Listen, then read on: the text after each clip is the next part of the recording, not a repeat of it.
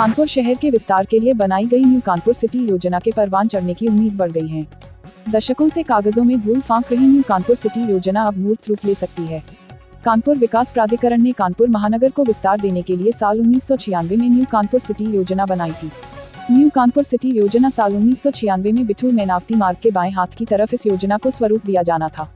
465 hectare में इस योजना के तहत शहर बसाया जाना था। इस जमीन में अधिग्रहण की कार्रवाई शुरू की गई थी, लेकिन मामला उच्च न्यायालय में पहुंच गया तो योजना ठप पड़ गई। अब एक बार फिर इस योजना की फाइल निकाली गई है, जिसके बाद उम्मीद जगी है कि नई कानपुर सिटी योजना मूर्त रूप ले पाएगी। लखनऊ में आज ओलंपिक पदक विजेताओं के सम्मान समारोह में सीएम योगी ने किया ऐलान। मेरठ में स्पोर्ट्स यूनिवर्सिटी स्थापित की जाएगी, जिसका नाम ध्यानचंद स्पोर्ट्स यूनिवर्सिटी होगा। रक्षा मंत्री राजनाथ सिंह ने आज डिफेंस इंडिया स्टार्टअप चैलेंज के 5वें संस्करण का शुभारंभ किया। निकट भविष्य में सैन्य लाभ सुनिश्चित करने के लिए सेवाओं और डीपीएसयू द्वारा समस्या विवरण तैयार किए गए हैं।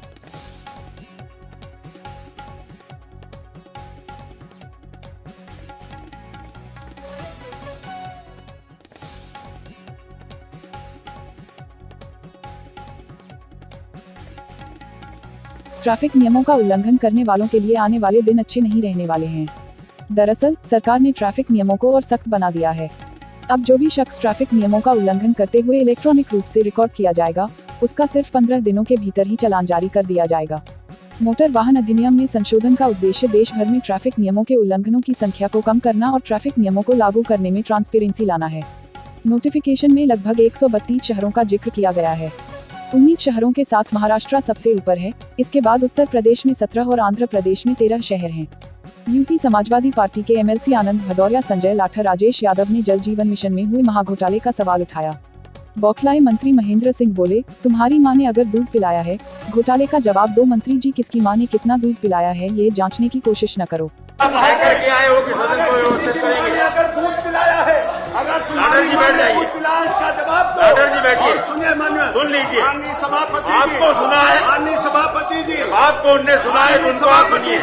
मैं आपसे कहना चाहता हूँ माननीय सभापति जी।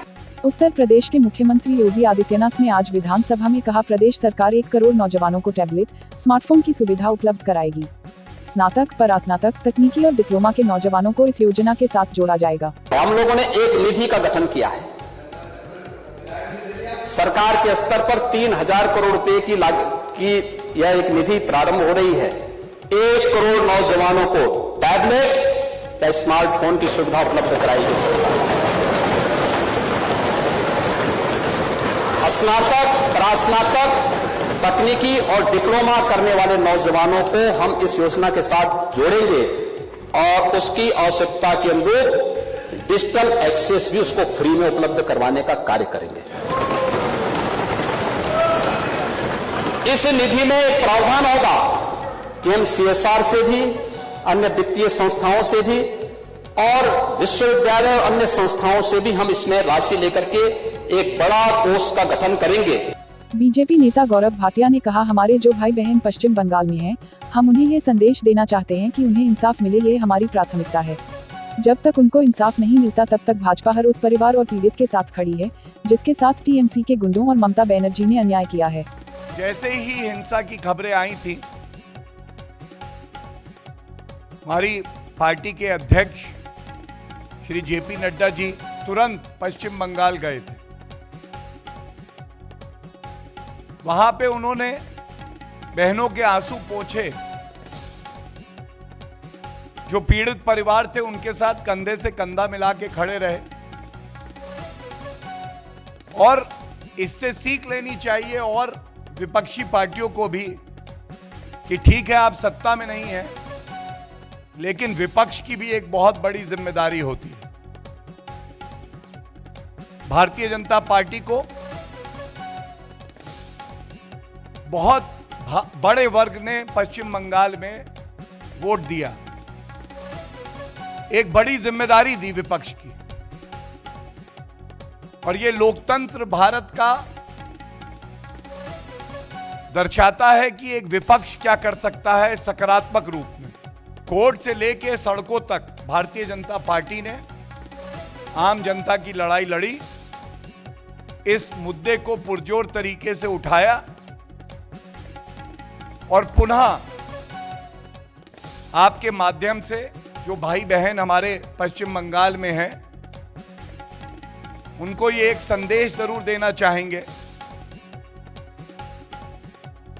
उनको इंसाफ मिले, ये हमारी प्राथमिकता है। हमारा कर्तव्य है कि हम आपके साथ खड़े रहें, और जब तक आपको इंसाफ नहीं मिलता, भारतीय जनता पार्टी हर उस परिवार के साथ, हर उस पीड़िता के साथ खड़ी है जिसके साथ टीएमसी के गुंडों ने, ममता बनर्जी ने अन्याय किया है। यूपी के मुख्यमंत्री योगी आदित्यनाथ ने कहा कि यूपी की मौजूदा सरकार माफियाओं को सिर पर लेकर नहीं घूमती। हमने माफियाओं से 1500 करोड़ रुपए की संपत्ति जब्त की। यह संपत्ति गरीबों को लूटकर बनाई गई थी। गरीबों को लूटकर जो भवन बनाए गए थे, हम उन्हें गिराकर वहां गरीबों दलितों के लिए घर बनाएंगे। कांग्रेस अध्यक्ष सोनिया गांधी ने कल विपक्षी पार्टियों की वर्चुअल बैठक बुलाई है। बैठक में विपक्ष के कई नेता और बंगाल, महाराष्ट्र, तमिलनाडु व झारखंड समेत कांग्रेस शासित राज्यों के मुख्यमंत्री शामिल होंगे। रक्षा मंत्री राजनाथ सिंह ने केंद्र के 3 विवादास्पद कृषि कानूनों का बचाव किया, लेकिन साथ ही कहा कि अगर किसानों को लगता है कि कानूनों में कोई भी खंड उनके हितों के खिलाफ है तो सरकार उनसे बात करने के लिए तैयार है। तो तालिबान के लड़कों को आखिर अफगान का यह ऐशो आराम भी तो चाहिए था।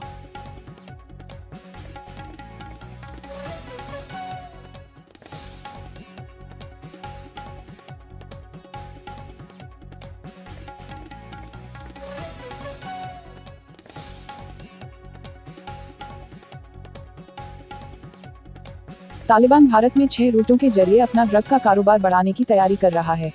उधर पाकिस्तानी खुफिया एजेंसी ISI उसके खाली बैठे लड़ाकों का उपयोग भारत में करने की साजिश रच रही है।